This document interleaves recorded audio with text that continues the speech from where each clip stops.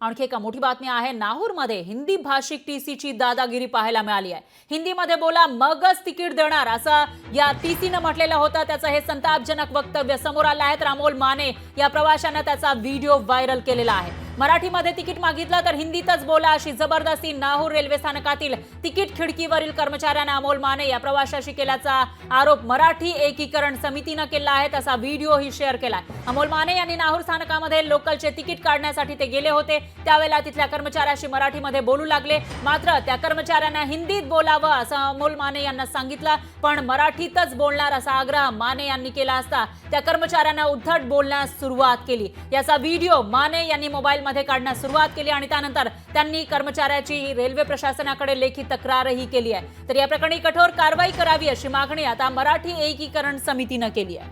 आपको कोई बोलणार नाही मी, बोल ना तसं आता।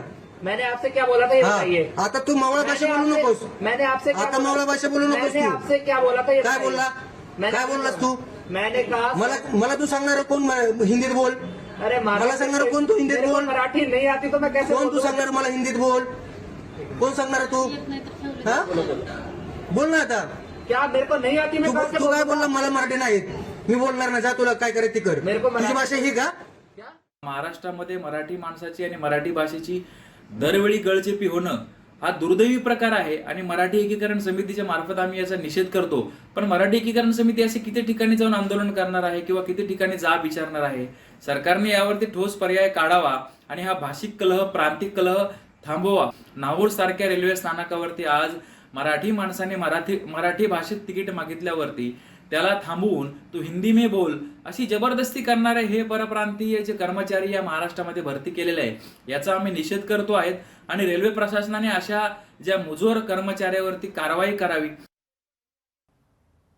तर ही दृश्य आपण बघू शकतो। या ठिकाणी एका टीसी कडे जो कर्मचारी होता रेल्वेचा त्याच्याकडे तिकीट मागण्यासाठी माने गेलेले होते। ते मराठीमध्ये बोलू लागले, तेव्हा मराठीत बोलू नको, हिंदीमध्ये बोलल्यानंतरच तिकीट मिळेल अशी दादागिरी त्या कर्मचाऱ्यांना केल्याची माहिती आहे। तसा व्हिडिओ सुद्धा अमोल माने यांनी शेअर केला।